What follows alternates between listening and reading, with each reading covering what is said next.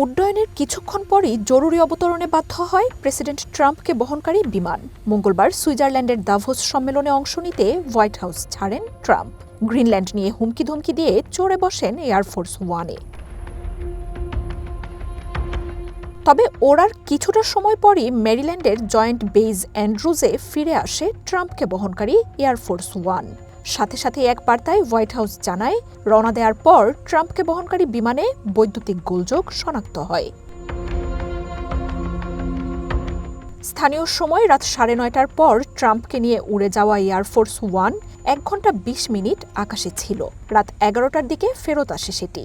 AFP বলছে, আকাশে থাকা অবস্থায় বিমানটির কেবিনের লাইট বন্ধ হয়ে যায়।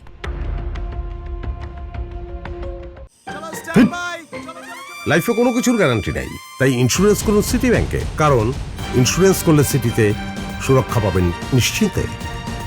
পরে বিকল্প আরেকটি বিমানে দাভোসের উদ্দেশ্যে রওনা দেন প্রেসিডেন্ট ট্রাম্প। বুধবার সম্মেলনে অংশ নেয়ার পর বৃহস্পতিবারই সুইজারল্যান্ড ত্যাগ করবেন তিনি।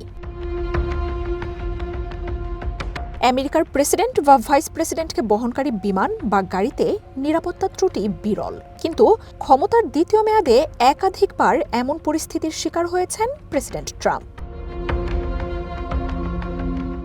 গত সপ্তাহেই ফ্লোরিডায় ট্রাম্পকে বহনকারী গাড়িবহরের যাত্রাপথে সন্দেহজনক বস্তু শনাক্ত করে সিক্রেট সার্ভিস। 10 মিনিটের পথ পেরোতে নিরাপত্তার কারণে ট্রাম্পকে প্রায় পুরো শহর ঘুরতে হয়। এর আগে গত বছর ব্রিটেন সফরেও জরুরি অবতরণের পর হেলিকপ্টার বদল করতে বাধ্য হন ট্রাম্প।